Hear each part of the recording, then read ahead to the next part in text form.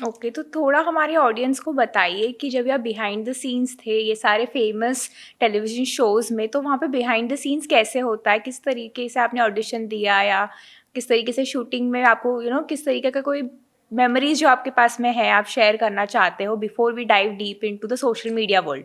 Okay, so ये तो सीधा सीधा मेरा जर्नी है, फिर मैं आपको बताता हूँ। क्योंकि अगर मैं बताऊंगा एक्टिंग के बारे में तो फिर वो जानना होगा कि मैं एक्टिंग में क्यों आया। ओके। क्योंकि अभी ज़्यादातर लोग मुझे एक्टिंग के थ्रू ही जानते हैं, बहुत सारे लोग भूल गए that the Krish Chauhan was a dancer पहले, हाँ। जो कि DID में था, टॉप DID 26 में वीवा वेब क्योर का विनर रह चुका है, ऑल इंडिया लेवल रिप्रेजेंट कर चुका है डांसिंग में। वो बहुत लोगों को नहीं पता। सो यार मेरी जर्नी शुरू वैसे हुई, बट सर ने बोला कि इतना अच्छा फेस कट है दोनों का, मतलब मेरा और मेरी बहन का। चालू हुआ मेरी सिस्टर के थ्रू, जो जिसका नाम है स्नेहा चौहान।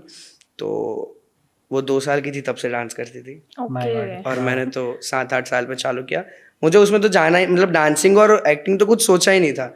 मैं वो खुराफाती लड़का था एकदम, मतलब स्टंट्स करना पसंद था, फ्लिप्स करना पसंद था। तो डैड वाज लाइक कि अब तू ये सीख रहा है तो थोड़ा ही बाकी है, डांस भी सीख ले। तो डांस सीखा, फिर डांस की जर्नी शुरू हुई, DID हुआ।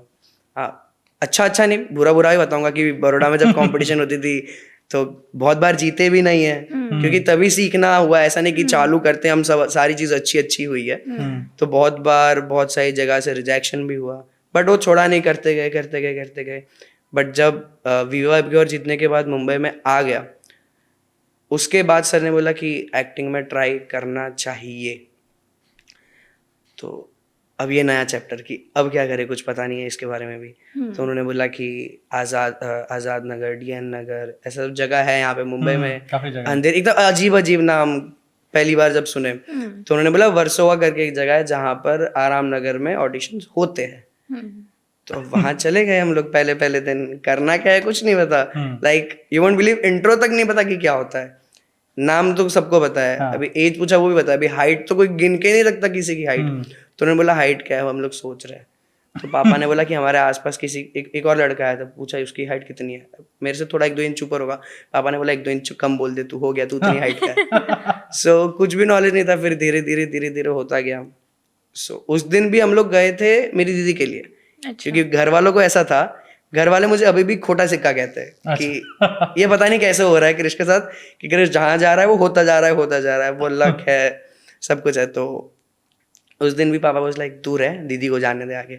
सो मैं जाके गलती से बैठ गया कास्टिंग डायरेक्टर की चेयर के ऊपर, जो कि मुझे नहीं पता था। मैं तो ऐसे ही नॉर्मली, अब मैं विवाह जीत चुका हूँ, अब मैं स्टंट्स करता हूँ। तो पापा की यूट्यूब चैनल थी, पापा ने डाले थे। अब मैं उसके डेस्क पे जाके उसको मेरे वीडियोस दिखा रहा हूँ, कहाँ से देखिए मैं, दिस इज मी।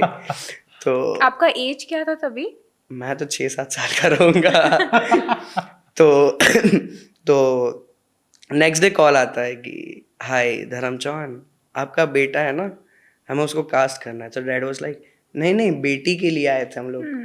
पापा को अभी भी यकीन ही नहीं हो रहा कि वो मेरी बात कर रहे हैं। सो वो बोलता है नहीं, हमें आपके बेटे की जरूरत है पर।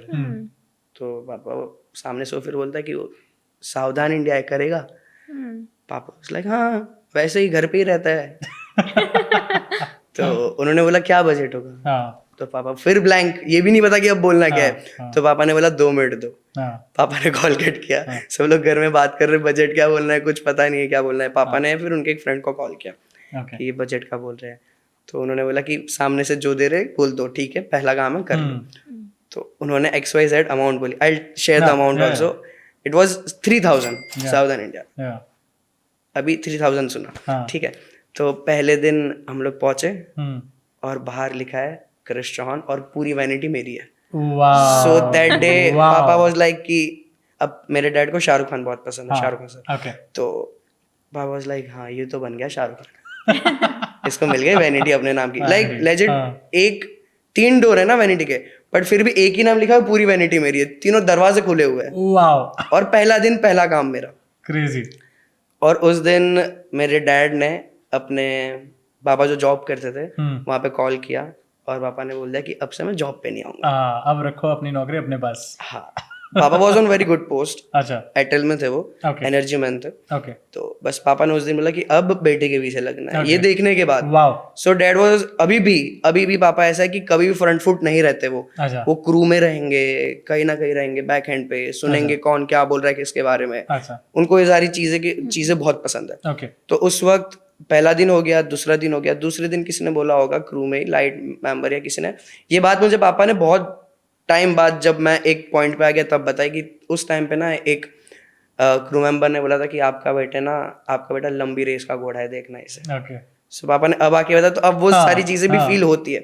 तो जब थर्ड डे खत्म हुआ ना, तो अब बोला कि उन्होंने कि इनवॉइस बनाना है। अब ये भी नहीं आता, अब ये कैसे करना है।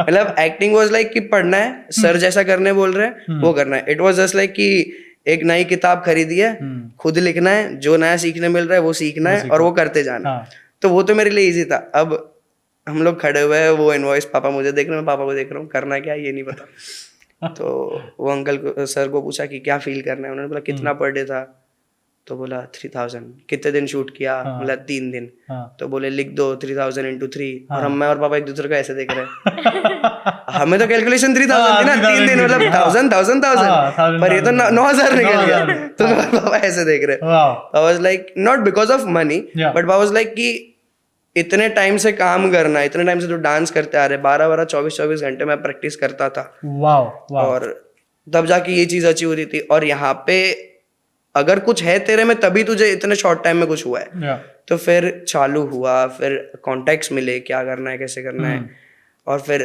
उस ये एज क्या है अभी, एज क्या है और टाइमलाइन क्या है, कौन सा ईयर है और क्या एज है? ये अराउंड 2012-13 की बात है। 12-13 और क्या एज है उस टाइम पे?